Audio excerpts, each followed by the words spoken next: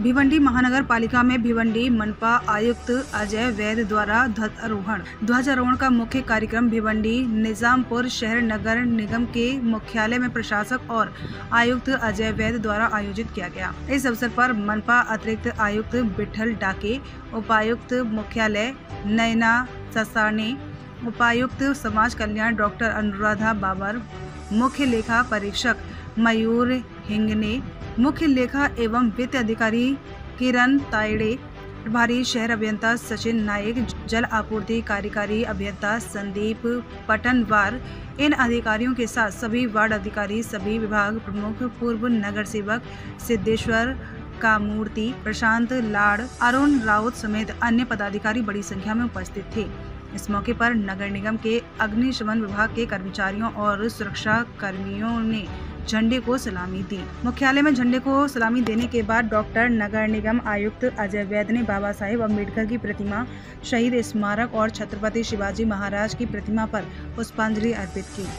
15 August आपला स्वातंत्र्य दिन आपण अतिशय उत्साहाने साजरा करतो आहोत। या निमित्ताने महापालिकेने गेल्या वर्षभरात जी काही कामगिरी केली त्याचं मी थोडक्यात आपल्या समोर सादरीकरण करतो।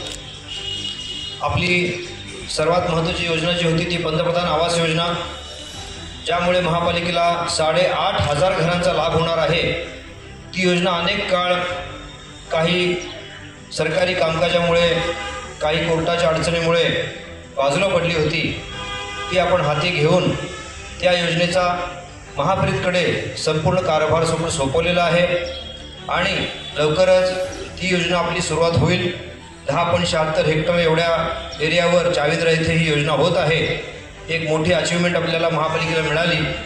त्याच्यानंतर आपण सर्वांनी पाहिलं असेल की 100 MLD पाणी पुरवठा, अतिरिक्त पाणी पुरवठा सध्या आपल्याला 125 MLD पाणी पुरवठा होतो। त्याच्या व्यतिरिक्त 100 MLD पाणी पुरवठा ही जी योजना आहे अमृत 2 मधली, ही माननीय पंतप्रधान श्री नरेंद्र मोदी यांच्या हस्ते ऑनलाईन सोलापूरद्वारे उद्घाटन झालं। 100 MLD योजना ऑलरेडी कार्यान्वित झालेली आहे।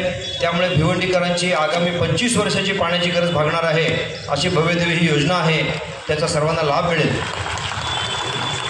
भिवंडी शहराच्या विषयी नागरिकांची नेहमी तक्रार असते, स्वच्छता आणि रस्ते।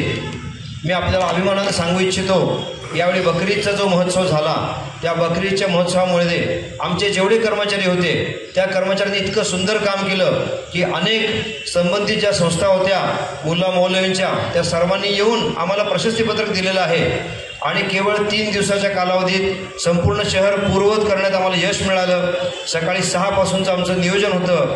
जिथे जिथे स्लॉटरिंग सेंटर होती, 39 संख्या होती जी त्याची आम्ही 52 केली आणि त्या स्लॉटरिंग सेंटरच्या ठिकाणी पाण्याच्या गाड्या, त्याचप्रमाणे डिसइन्फेक्टंट्स आणि संपूर्ण जे रेमनंट्स असतात ते उचलून न्यायला आमचे सफाई कर्मचारी यांनी अथक प्रयत्न केला।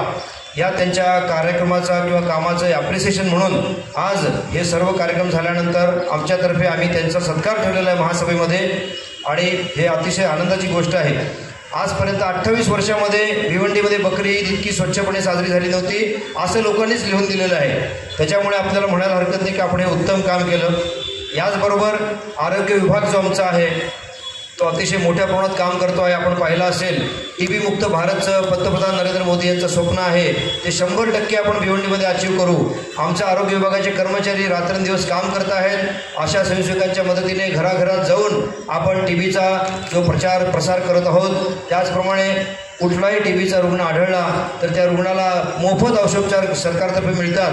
त्याचवेळी निक्षय मित्र म्हणून एक योजना आपण सुरू केली, त्याच्यामध्ये TB पेशंटसाठी 6 महिन्याचा जो पोषण मूल्य आहार असतो तो आम्ही आमच्या पदरच्या खर्चाने दिलेला आहे। म्हणजे महापालिकेचा खर्च व्यतिरिक्त अनेक नगरसेवक, अनेक सामाजिक संस्था आणि अनेक राजकीय नेते तसेच आमचे कर्मचारी अधिकारी माझ्या सकट आम्ही आमच्या खिशातून पैसे देऊन निक्षय मित्र योजना ही राबवलेली आहे। याचनंतर जो रस्त्याचा प्रश्न असतो, आपल्याला सांगू इच्छितो की 52 रस्ते महत्त्वाचे भिवंडीतले MMRD आणि PWDच्या तर्फे काँक्रिटीकरण होत आहे। यांचा ऑलरेडी बऱ्याच लोकांचे कार्यादेश देऊन झालेले आहेत, परंतु ते MMRDच्या मार्फत आणि PWDच्या मार्फत आहे। त्या कामावर महापालिकेचं लक्ष आहे।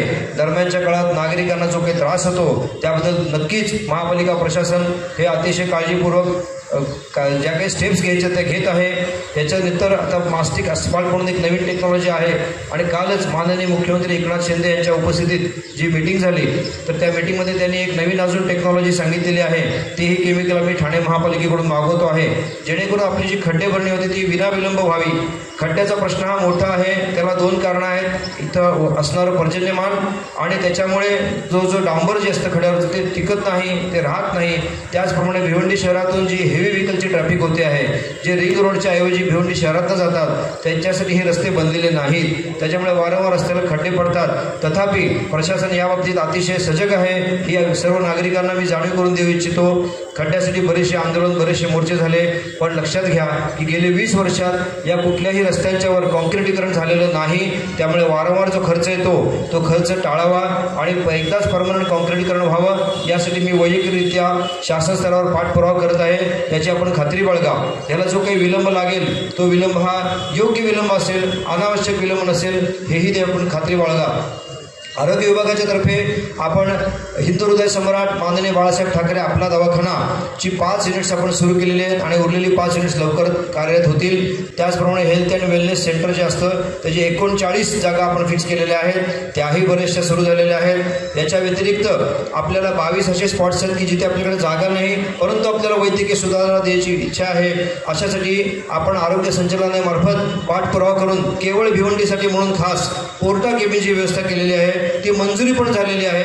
शहराला एकही रुपया खर्च न करता 22 ठिकाणी आपण पोर्टा केबिन बसवणार आहोत, ज्याच्यामध्ये आरोग्याच्या अत्याधुनिक सोयी असतील। पोर्टा केबिनचं कारण असं आहे की आपल्या ताब्यात काही जागा नाही परंतु तिथे वैद्यकीय व्यवस्था देणं गरजेचं आहे। त्याचप्रमाणे आपल्या इथं येणारे उत्सव जे आहेत, गणेशोत्सव आहे, नवरात्रोत्सव आहे, ईद उल नबीची मिरवणूक आहे, या सगळ्यासाठी या पोर्टा केबिनचा नक्कीच उपयोग होईल। या व्यतिरिक्त मागच्या वर्षी आपण पाहिलं असेल की आपण 3 बुलेट्स फायरसाठी आपण आपल्या कार्यात घेतलेलं आहे, महापालिकेच्या अग्निशमन दलामध्ये घेतलेलं आहे। अग्निशमन दलाचं अत्याधुनिकीकरण हा एक मोठा प्रोजेक्ट आम्ही हाती घेतला, कारण आपल्याला माहिती असेल की कळव्यापासून कर्जतपर्यंत आणि कसाऱ्यापर्यंत भिवंडी महापालिकेच्या अग्निशमन दलाला वर्दी दिली जाते आणि ते अतिशय उत्कृष्ट काम करतायत। त्याच्याबद्दल मला त्यांचा धन्यवाद आणि त्यांचा अभिमान वाटतो मला। परंतु त्यांना इक्विपमेंट्स पुरेशा प्रमाणात असणे आणि स्टाफची भरती असणे हेही गरजेचं आहे। ही त्यांची अडचण समजून घेऊन प्रशासनाने गेल्या वर्षभरात अतिशय जोरात मेहनत घेतलेली आहे। त्याचाच एक भाग म्हणून आज 1-2 मोठ्या अग्निशमन गाड्या आपल्याला दिसत आहेत, ज्या मुंबईसारख्या अत्याधुनिक शहरात असतात, त्याचं आज आपण उद्घाटन करणार आहोत 15 ऑगस्टच्या निमित्तानं। त्यामुळे आपल्या ताफ्यामध्ये आता सफिशियंट व्हेकल येतील। याच्या व्यतिरिक्त जी अजून काही छोटी मोठी गरजा आहेत त्यासुद्धा आम्ही पूर्ण करत आहोत। असं हे अग्निशमन दलाचं पूर्णपणे बळकटीकरण चालू आहे। सिटी इंजिनिअरिंग विभाग आपण पाहिला असेल, ADTP विभाग आपण पाहिला असेल। आपल्या या इथल्या शहरातले जे विकास करणारे बिल्डर, आर्किटेक्ट यांची आम्ही वारंवार मीटिंग घेऊन त्यांनासुद्धा आम्ही आपल्या सर्व कामामध्ये सहभागी करून घेतलेला आहे।